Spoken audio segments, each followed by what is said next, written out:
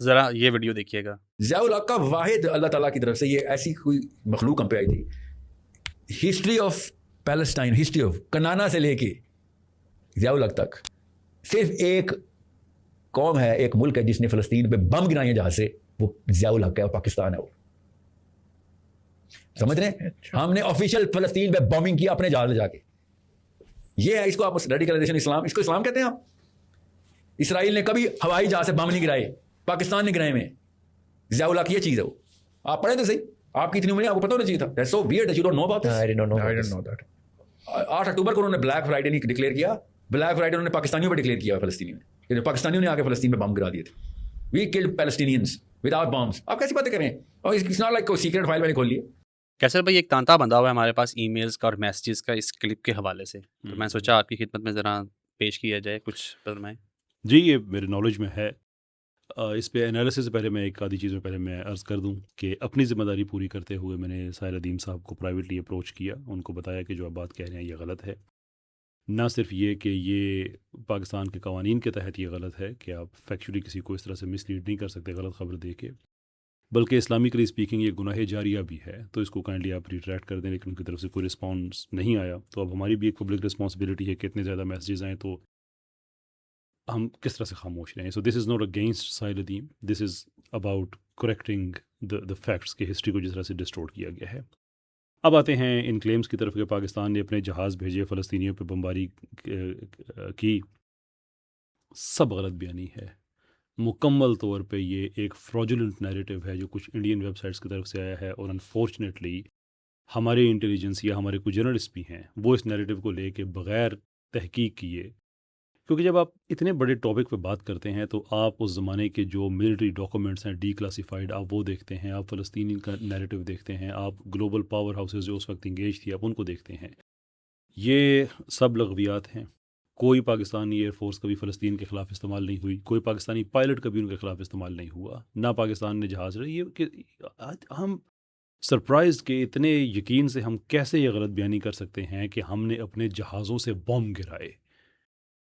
اٹر fabrication.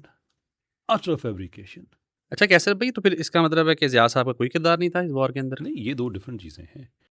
But that is also an interesting point. بالکل وہاں پہ ضیاء الحق موجود تھے، پاکستانی ملٹری کنٹینجنٹ ایک چھوٹا سا موجود تھا، لیکن وہ اس وقت جنرل ضیاء نہیں تھے، وہ بریگیڈیئر ضیاء تھے. مجھے بتائیں کہ کسی بریگیڈیئر کے پاس، آرمی کا بریگیڈیئر، اس کے پاس کب سے یہ اختیار آ گیا کہ وہ پاکستان ایئر فورس کو آرڈر کرے کہ آپ جا کے اٹیک کر دیں فلسطین پہ یا کسی بھی ملک پہ؟ یہ تو ٹوٹلی لغو بات ہے نا. پاکستانی ملٹری کنٹینجنٹ وہاں پہ گیا تھا جو 1967 کی وار ہوئی تھی، عرب اسرائیل وار جسے کہتے ہیں. اس میں جو عرب نیشنز جنہوں نے حصہ لیا تھا ان کا بہت زیادہ نقصان ہوا تھا، انکلوڈنگ جارڈن. تو انہوں نے پاکستان سے مدد لی تھی کہ آپ آ کے ہمارا ملٹری انفراسٹرکچر وہ دوبارہ سے بحال کر دیں، ہمیں ٹریننگ دیں، دوبارہ سے ہمیں آپ جنگ کے لیے تیار کریں. یہ جو پاکستانی ملٹری مشن ہے یہ وہاں پہ جارڈن گیا ہوا تھا. انہوں نے فلسطین نہیں گئے ہوئے تھے، یہ جارڈن میں تھے. مسئلہ یہ تھا کہ وہ جنگ ہارنے کے بعد فلسطین کا یہ جو موجودہ جو اسرائیل کے قبضے میں ہے، ویسٹ بینک ہے، یروشلم یعنی کہ القدس کا بڑا حصہ، یہ مسلمان جو ہیں وہ ان کے اس کی جو ایسٹرن سائڈ یہ ہار چکے تھے. اب مسئلہ یہ بنا ہوا تھا کہ بہت بڑے فلسطینی گروہ جو کہ اردن کے اندر موجود تھے، انہوں نے اپنی آپریشنل بیسز اردن کے اندر رکھ کے اٹیک کرنے شروع کر دیے. اب میرا یہ جو اردن کا جو ہے یہ شاہ حسین میری بالکل اس آدمی سے نہیں بنتی ہے، ٹوٹلی آئی ڈسپائز دا گائے.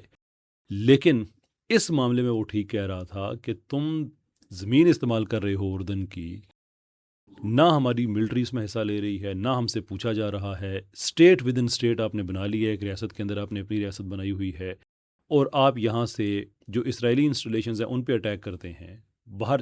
اب مسئلہ یہ ہے کہ اگر اسرائیل دوبارہ اٹیک کرے گا جارڈن پہ تو میں ڈیفینڈ کیسے کروں گا ایک ایسی سچویشن کو کہ جس کا میں ذمہ داری نہیں ہوں، مجھ سے کسی نے پوچھا بھی نہیں ہے. تو وہ آ کے اردن کے عورتوں بچوں کے اوپر آ کے بمباری کرنا شروع کر دیں. تو یہ مطلب ریاست ہے، اس کی ایک رٹ ہے، ہم نے کچھ کرنا ہے تو ہم مل جل کے کچھ کر سکتے ہیں، اس طرح کی باتیں. لیکن ان کو سمجھ نہیں آئی. وہ اس میں دو میجر گروپ تھے. ایک گروپ پی ایل او جو کہ بہت سے گروپس کا ایک مرکب تھا. دوسرا جو تھا وہ اس کا غالباً نام تھا P L F and P L E F. ایک تو پی ایل او تھا نا، جو دوسرا تھا وہ تھا popular movement for liberation of Palestine. یہ جارج ہیبش کا گروپ تھا.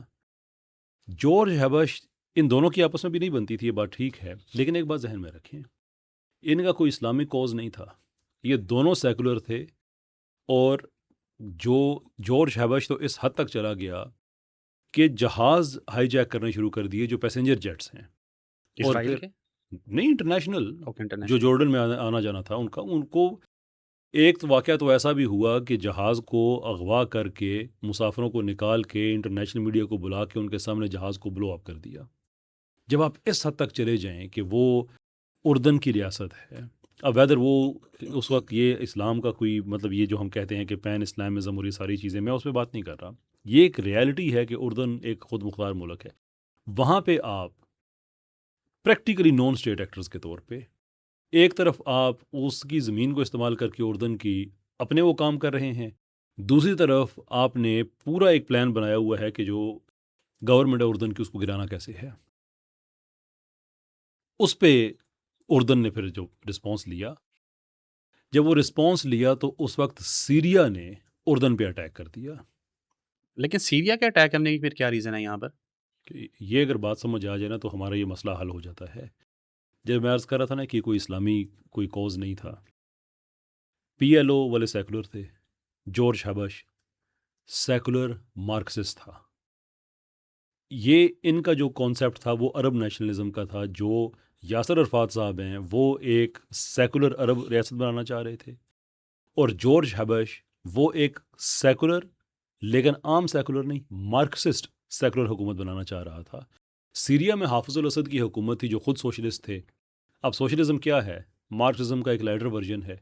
انہوں نے جارڈن پہ اٹیک کیا ان لوگوں کے حق میں، جس پہ فارملی ریکویسٹ کیا گیا پاکستانی ملٹری وہاں پہ جو ایک مشن گیا ہوا تھا کہ آپ جا کے اسیسمنٹ کریں کہ جو سیریا نے بھی ہم پہ اٹیک کر دیا تو ہماری وکٹری کے کیا چانسز ہیں۔ تو وہاں پہ جا کے پاکستان نے اسیسمنٹ کیا، بریگیڈیئر ضیاء الحق صاحب انہوں نے جا کے بتایا کہ جناب آپ یہ جنگ جیت سکتے ہیں اگینسٹ سیریا، اگینسٹ سیریا، ان تینوں کے، کیونکہ انہوں نے بڑا اٹیک کیا تھا، ادھر بھی جو تھی وہ سیکنڈ بٹالین تھی، ادھر بھی انہوں نے کافی زیادہ انہوں نے بڑے پیمانے پہ اٹیک کیا تھا۔ تو ایک دن پاکستان نے جو سیریا کے خلاف کاؤنٹر اوفینسو تھا جارڈن کا، اس میں حصہ لیا تھا۔ ایک دن کہ سیریا نے اٹیک کیا ہوا ہے جارڈن پہ، فلسطینی گروہ وہاں پہ جارڈن کی گورنمنٹ کو ٹوپل کرنا چاہ رہے تھے، اور میں نے آپ کو جیسے بتایا ہے کہ یہ مارکسسٹ سیکولر لوگ ہیں، یہ عرب نیشنلزم والے لوگ تھے، ان کا کوئی تعلق نہیں تھا۔ اور جارج ہیبش وہ آرتھوڈاکس کرسچن پیدا ہوا تھا لیکن بعد میں ایتھیسٹ ہو گیا تھا۔